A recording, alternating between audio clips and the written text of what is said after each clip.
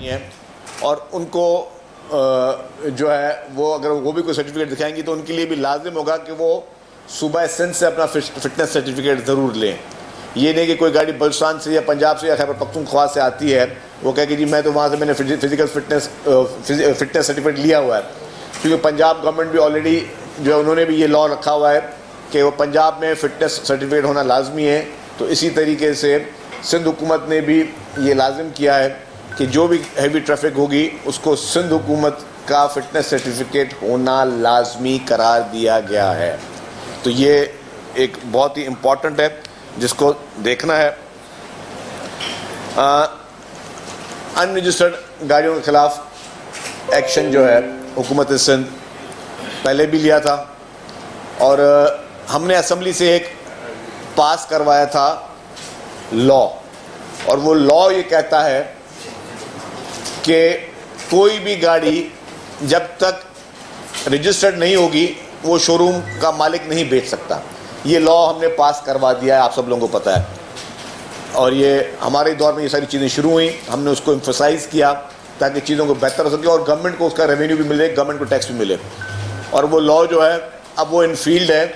आज के बाद वो जो कि मैन्युफैक्चर गाड़ियाँ यहाँ होती हैं जिनके प्लांट्स लगे हुए हैं, बड़ी बड़ी कंपनियों के प्लांट्स लगे हुए हैं, किसी का मैं नाम नहीं ले रहा, उन तमाम गाड़ियों को ये लॉ ऑलरेडी मौजूद है और एक्साइज महकमे ने इस पर बड़ी मेहनत की है ये लॉ को पास करवाने में भी। कोई भी शोरूम से आप अगर गाड़ी खरीदने जाएंगे तो आप खरीद सकते हैं, लेकिन गाड़ी शोरूम से बाहर तब आएगी जब आप उसको रजिस्टर करवाएंगे। अगर बगैर रजिस्टर कराए कोई भी गाड़ी आई बाहर तो वो गाड़ी इंपाउंड होगी, गाड़ी सरकार जब्त करेगी और उस शोरूम मालिक जिसने वो गाड़ी बेची, जिसने आपको डिलीवरी दी कल, मतलब जो पुरानी गाड़ी है उस पर मैं बात नहीं कर रहा, अगर किसी ने आज गाड़ी खरीदी है, मतलब मैं ये बोल रहा हूँ कि ये लॉ समझे मंडे के बाद से, मंडे के बाद कोई भी गाड़ी अगर शोरूम से बिकी अनरजिस्टर्ड तो उस शोरूम को सील किया जाएगा, कार शोरूम को, और वो गाड़ी इंपाउंड होगी। तो मेरी शोरूम के मालकान से गुजारिश है कि हुकूमत का लॉ हर शहरी पे लागू होता है, आप पर भी वही लॉ लागू होता है। तो ये आप पर लाजिम है कि आप सिर्फ वो गाड़ी शोरूम आप बेच सकते हैं गाड़ी, लेकिन गाड़ी आप शोरूम के बाद डिलीवरी तब दे सकते हैं जब वो गाड़ी रजिस्टर्ड होगी। ये तो हो गया आपकी जो एक लोकल मैन्युफैक्चरिंग गाड़ियाँ। अच्छा, लेट्स सपोज किसी एक शोरूम वाले ने, किसी प्राइवेट शोरूम वाले ने किसी बड़ी एजेंसी से, किसी सुजुकी की, टोयोटा की, होंडा की एजेंसी से 10 गाड़ियाँ खरीदनी इन्वेस्टमेंट पर्पस के लिए, तो वो 10 गाड़ियाँ भी अगर उसने खरीद ली है तो उस पर लाजिम है कि वो जो ट्रॉलर है, अरे वो बाय रोड वो गाड़ियाँ भी नहीं आ सकती, ट्रॉलर में गाड़ियाँ लोड कराएगा, अपने शोरूम पे खड़ी करेगा, ट्रॉलर पे लोड करके अपने जो कैरियर्स होते हैं, जो इसके कार कैरियर्स होते हैं, उसमें लोड करके अपने शोरूम पे खड़ी करेगा, और उसके बाद जब वो शोरूम पे गाड़ी खड़ी हो गई वो भी तब किसी को डिलीवरी दे सकता है जब वो गाड़ी रजिस्टर्ड होगी, वरना उसके खिलाफ भी कार्रवाई होगी कि जी उसने लेट सपोज किसी शोरूम से ले ली गाड़ी, फिर उसने जो है और वो गाड़ी उसने किसी को बेच दी, तो उस जो शोरूम का मालिक है या जो जिसके पास एजेंसी है किसी पाकिस्तानी लोकल मैन्युफैक्चरिंग गाड़ी की, उसने भी अगर किसी को बेचनी है तो किसी शोरूम वाले को तो उससे रसीद लेनी है और इस अंडरटेकिंग पे लेनी है कि अगर वो गाड़ी रोड पे चली तो he will be also equally responsible. ये होगी चीज़ें। अब तीसरी आ गई आपकी इम्पोर्टेड गाड़ियाँ, उसके लिए भी हमने पहले कहा था इम्पोर्टेड गाड़ियाँ जो कि कराची पोर्ट पे आएंगी, 2 किस्म की गाड़ियाँ, एक जो सूबा सिंध के लिए आएंगी उनके लिए तो यही लॉ मौजूद है सूबा सिंध में कि उन गाड़ियों ने तब निकलना है जब वो गाड़ी रजिस्टर होकर निकलेंगी। अगर शोरूम में भी जानी है तो उन्होंने कैरियर में जाना है, शोरूम से बाहर कोई भी गाड़ी अगर निकलेगी तो गाड़ी इंपाउंड होगी। दूसरा वो गाड़ियाँ जो शहर से बाहर के लिए हैं, सूबे से बाहर के लिए हैं, उन्होंने भी उन कार कैरियर्स में जाना है, उन्होंने भी बाय रोड नहीं जाना। तो इस पे हुकूमत ने 0 टॉलरेंस पे कार्रवाई शुरू की है, 0 टॉलरेंस पे उन गाड़ियों को जो है अनरजिस्टर्ड गाड़ी शहर में नहीं चल सकती। फिर जो है जो हमारी रिवोज गाड़ियाँ हैं, रिवोज वीगोज, वो लोग करते क्या है, लोग खरीदते हैं करोड़ रुपए की गाड़ी और रजिस्टर कराने के जाते हैं, बोलते हैं मैं कमर्शियल पर्पस के लिए यूज़ करते हैं तो उसके लिए 1% होता है, और अगर पर्सनल पर्पस के लिए होता है तो उसके लिए 4% होता है। अब गवर्नमेंट ने यह भी फैसला किया है कि इसी महीने से तमाम गाड़ियों के जो गवर्नमेंट के टैक्स वो सेम कर दिया गया है। चाहे आप कमर्शियल पर्पज के लिए यूज करोगे तो भी आपने वही परसेंटेज यूज करने पे करनी है, अगर प्राइवेट यूज करोगे तो भी वो आपने यूज करनी है। जी, कमर्शियल टैक्स जो है वो पहले कम था, तो लोग बोलते थे जी मैंने ये लैपटॉप में लोडिंग के लिए गाड़ी उठाई हुई है जी, वो लोडिंग के लिए नहीं, तो लोग अपने पर्सनल यूज के लिए भी यूज कर रहे थे। तो अब से मजीद महकमा एक्साइज जो है वो उसको उस टैक्स को बढ़ाएगा। अब कोई भी गाड़ी, अगर रीवो गाड़ी या वीगो गाड़ी, कोई भी डबल कैबिन, मैं सिर्फ 2 गाड़ियों का नाम ले रहा हूँ, कोई भी डबल कैबिन, सिंगल कैबिन पे नहीं होगा। सिंगल कैबिन जो है वो आप कमर्शियल पर्पज के लिए यूज करोगे तो उसका टैक्स कम है। कोई भी ऐसी गाड़ी जो डबल कैबिन होगी किसी भी ब्रांड की, चाहे वो इंपोर्टेड है या लोकल है, उसने रजिस्टर होना है, किसी भी पर्पज के लिए यूज करा तो उसने वही 4% जो भी उसके जो पर है उस पर वही उसने पे करना है। तो ये होगी तीसरी बात। चौथी बात, आर्म्स की जो है डिस्प्ले ऑफ वेपन, उस पर ऑलरेडी सख्ती की हुई है। अब भी हुकूमत ने कहा है कि सिवाय police एहलकार Anlaştırılması başlıklı ortak bildiri imzalamalarını arz ederim.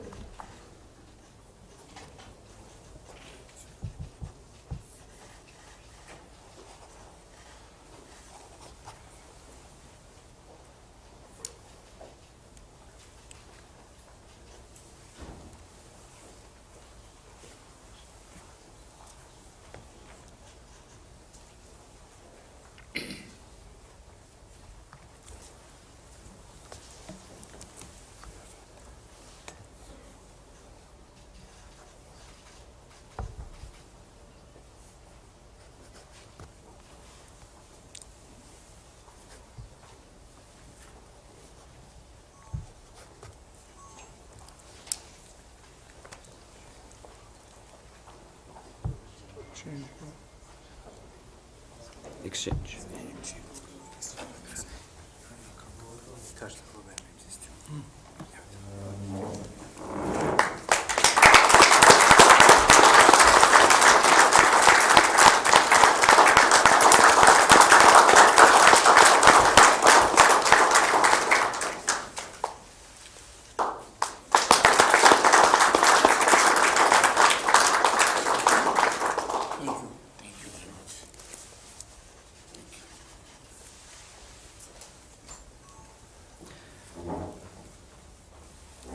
Now 24 agreements, protocols, declarations and MOUs will be exchanged.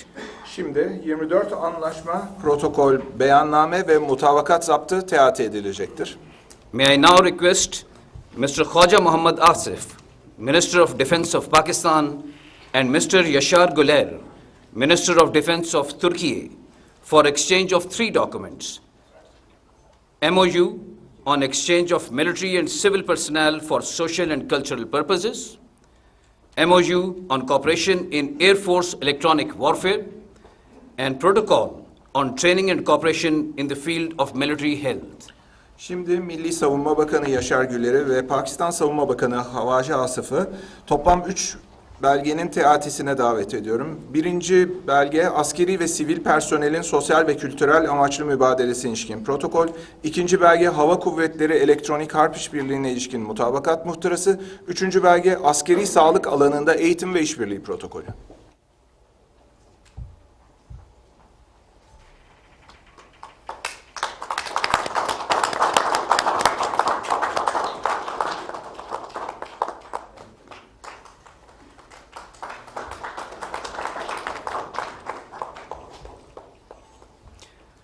May I now invite Sardar Awais Ahmed Khan Laghari, Minister for Energy of Pakistan, and Mr. Alp Arsalan Bayraktar, Minister of Energy and Natural Resources of Turkey, for exchange of 3 documents. Protocol to amend the agreement on cooperation in the field of hydrocarbons, MOU on cooperation in the field of energy transition, and an MOU on cooperation in the field of mining. Şimdi Enerji ve Tabii Kaynaklar Bakanı Sayın Alparslan Bayraktar'ı ve Enerji Bakanı, Pakistan Enerji Bakanı Sardar Awais Ahmed Khan Laghari'yi toplam 3 belgeyi teat etmeye davet ediyorum.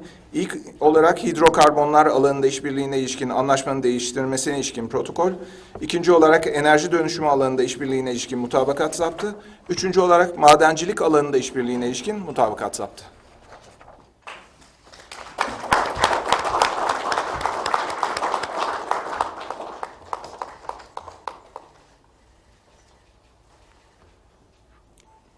May I now invite Mr. Jam Kamal Khan, Minister of Commerce of Pakistan, and Mr. Omar Bolat, Minister of Trade of Turkey, for exchange of two documents: joint ministerial statement on the intent to upgrade the trade in goods agreement and an MOU on digitalization of the verification of origin certificates used in trade. Şimdi Ticaret Bakanı Sayın Ömer Bolat'ı ve Pakistan Ticaret Bakanı Jam Kamal Khan'ı iki belgenin teatisine davet ediyorum. Mal ticareti anlaşmasının geliştirilmesine ilişkin ortak deklarasyon ve menşe belgelerinin onaylanmasının dijitalleştirilmesine ilişkin mutabakat zaptı.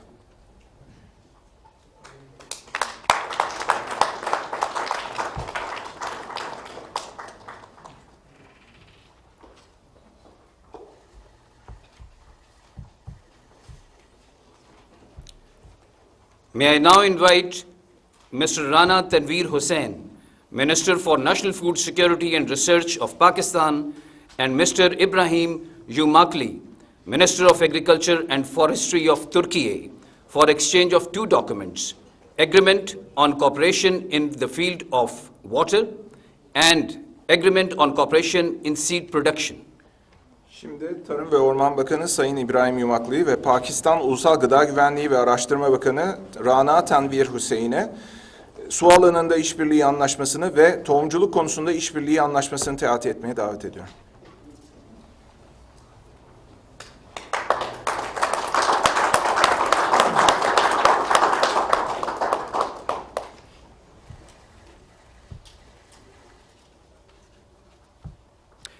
May I now invite Dr. Khalid Maqbool Siddiqui, Minister for Science and Technology of Pakistan, and Mr. Fateh Qajar, Minister of Industry and Technology of Turkey, to exchange two documents: MOU on establishment of legal metrology infrastructure and MOU between Scientific and Technological Research Council of Turkey and Technology and National Trade University of Pakistan for technical assistance and development of Pakistan-Turkey Textile Technology Center.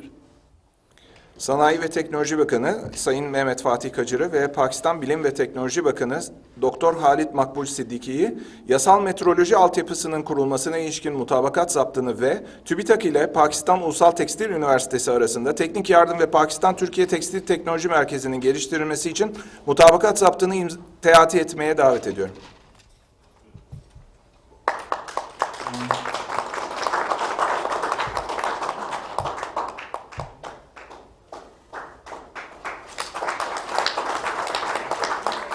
May I now invite Mr. Mohammad Aurangzeb, Minister of Finance of Pakistan, and Mr. Umair Bolat, Minister of Trade of Turkey, for exchange of declaration on the MOU between Export Credit Bank of Turkey and Export-Import Bank of Pakistan. Ticaret Bakanı Sayın Ömer Bolat ve Pakistan Maliye Bakanı Muhammed Aurangzeb'i Türk Eksim Bank ile Pakistan Eksim Bank arasında imzalanan mutabakat zaptına dair beyan teati etmeye davet ediyorum.